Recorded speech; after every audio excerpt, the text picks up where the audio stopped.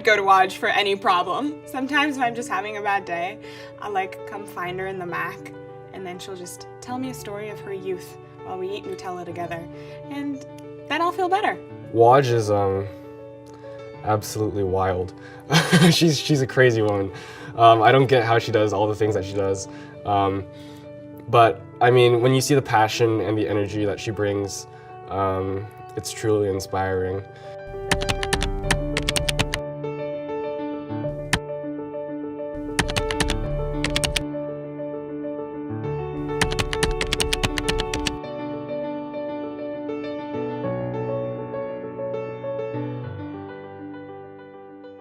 My name is Esther Wojcicki, and I'm the author of this book, Moonshots in Education, Launching Blended Learning in the Classroom.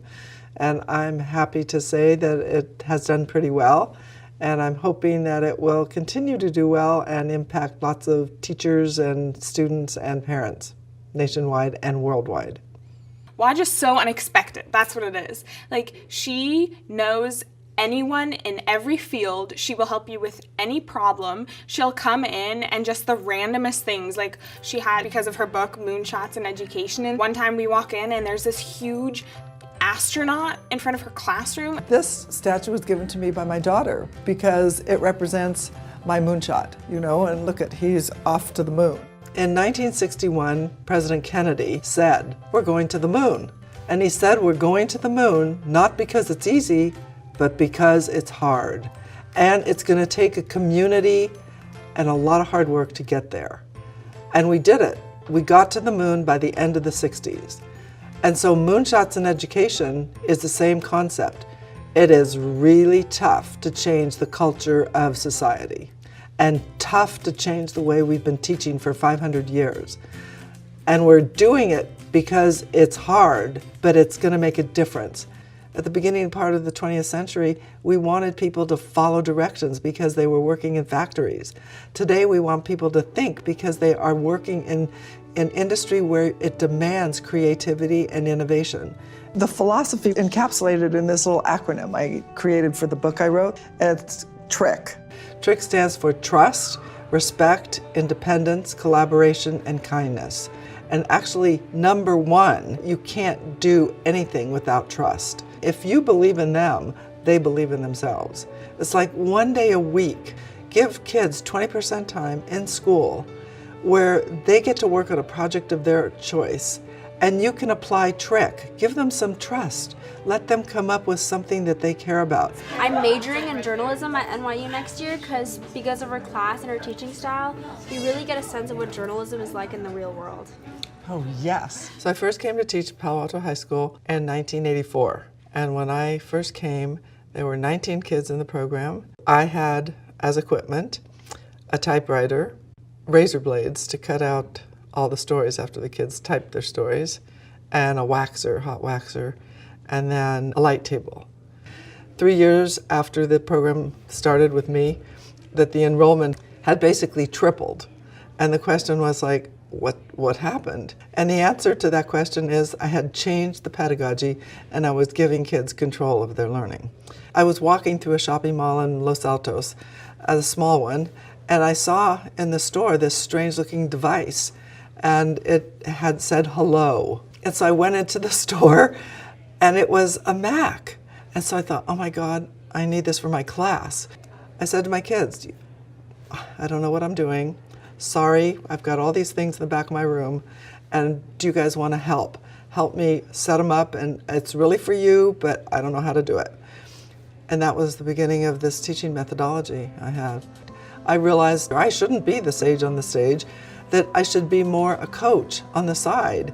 She has a group of students that she oversees them as they teach us. We're learning from our peers. She's really nice, she's really sweet, she's really caring, and I just really love her. Oh, so, thank you!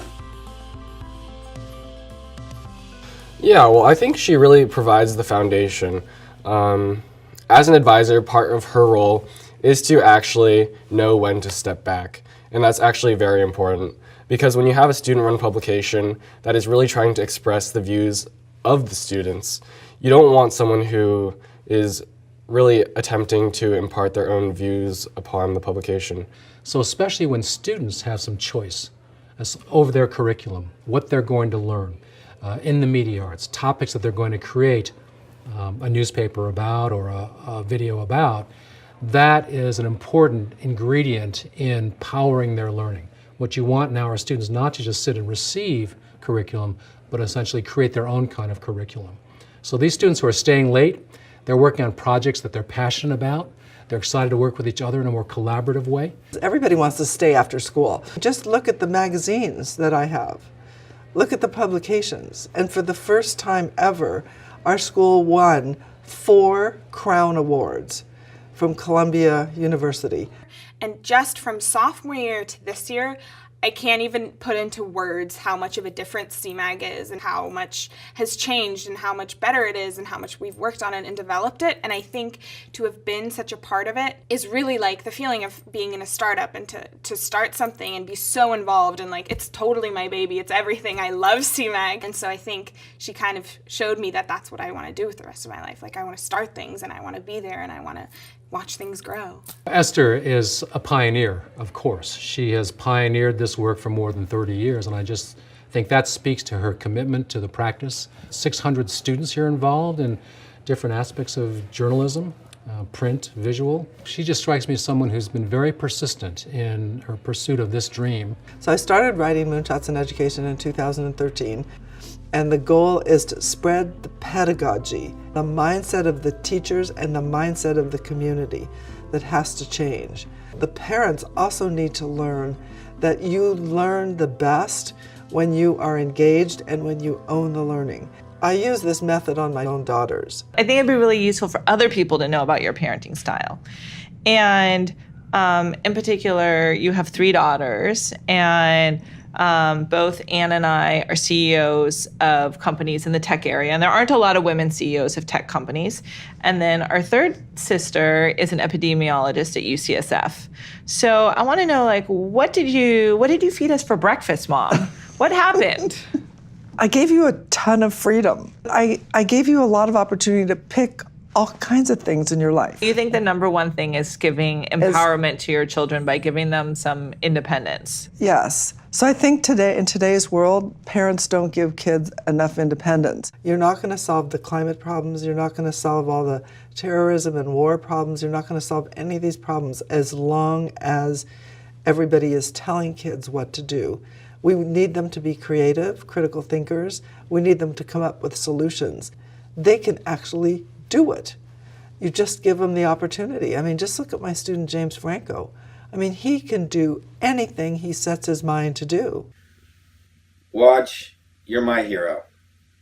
You were my teacher my junior and senior year in high school. You ran the paper, and you did it in such a way that you gave all the agency and control to the students. There were student editors, student writers, assistant editors, and not only did we write the stories, we got to come up with the stories, and we did the layout of the paper, and then we'd put it out, and the student body would read it.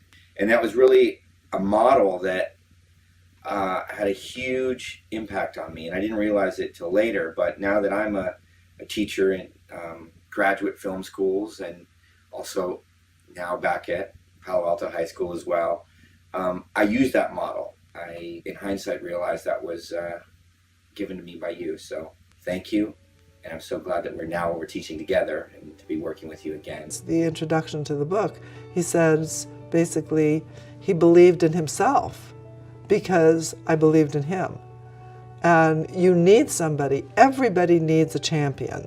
Parents, teachers, the whole society has to realize that if you give kids some control in the classroom, they will have all the creativity, critical thinking, communication skills that you want. That is the key to making a difference.